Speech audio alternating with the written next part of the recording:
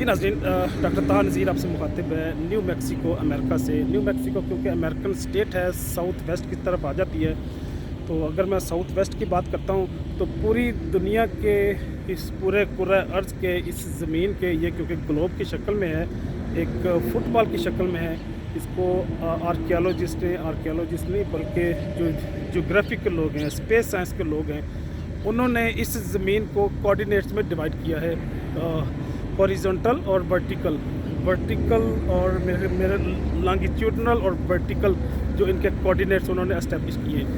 तो जो मैं बात करना चाह रहा हूँ, इन कोऑर्डिनेट्स की बुनियाद पे, ज्योग्राफिकल लोकेशन की बुनियाद पे किसी धरती की, किसी जगह की ना सिर्फ लोगों का रहन सहन बदल जाता है, बल्कि वहाँ पे जो परिंदे हैं, पौधे हैं, वहाँ पे जो रहने वाले जानवर हैं, उनका भी स्टाइल बदल जाता है, उनका भी पैटर्न बदल जाता है।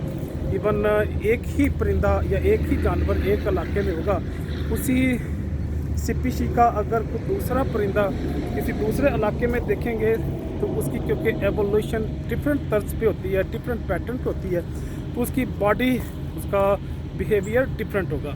तो यहाँ पे भी जो मैं बात करना चाह रहा हूँ कि जो दरख्तों का पैटर्न है वो भी बड़ा अजीब सा है।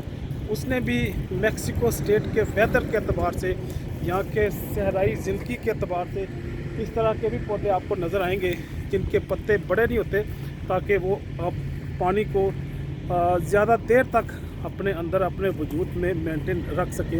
इसी तरह का और कई सारे खूबसूरत पौधे भी यहाँ पे मुझे नज़र आए। एक ये भी पौधा है जिसके पत्ते रेड हैं, तो रेड लीव्स के पत्तों के साथ ये भी एक पौधा मुझे नज़र आया, और ये भी सिर्फ आपको मैक्सिको ही में नज़र आएगा। मुझे कोई कहीं किसी और स्टेट में, मतलब एरिज़ोना में या मैरीलैंड में, न्यू जर्सी में, न्यूयॉर्क में, पेंसिल्वेनिया में इस तरह की जो पौधों का पैटर्न है वो आपको नहीं मिलेगा। इसी तरह ये भी एक पौधा है, इसके पत्ते थोड़े थोड़े से लगते हैं, छोटे छोटे से, तो ज़्यादा इसकी ब्रांचेस हैं और ये काफ़ी ऊपर तक गया है, मेरे लिए 20 फुट का तो यहाँ पे है। तो ये भी एक पौधा है जो यहाँ पे आपको न्यू मैक्सिको में नज़र आएगा।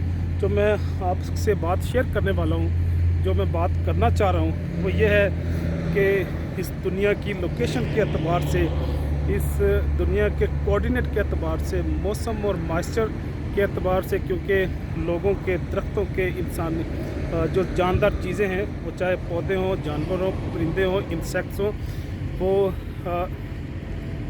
रेप्टाइल्स हों या मैमल्स हों, उनका पैटर्न भी बदल जाता है क्योंकि उनका चैलेंजेस बदल जाते हैं। तो जब ज़िंदगी के चैलेंजेस बदल जाते हैं तो फिर इंसान की, लोगों की, मखलूक़ात की तरजीहात भी बदल जाती हैं। इसी को ही एवोल्यूशन कहते हैं, इसी को इकोसिस्टम कहते हैं, इसी को फिटेस्ट डोमिनेंट का नाम भी दे सकते हैं कि दुनिया की हर मखलूक अपनी ज़िंदगी को मेंटेन रखने के लिए, ज़िंदगी के कारोबार को आगे चलाने के लिए वो जद्दोजहद करते हैं। इसी जद्दोजहद का नाम ज़िंदगी है।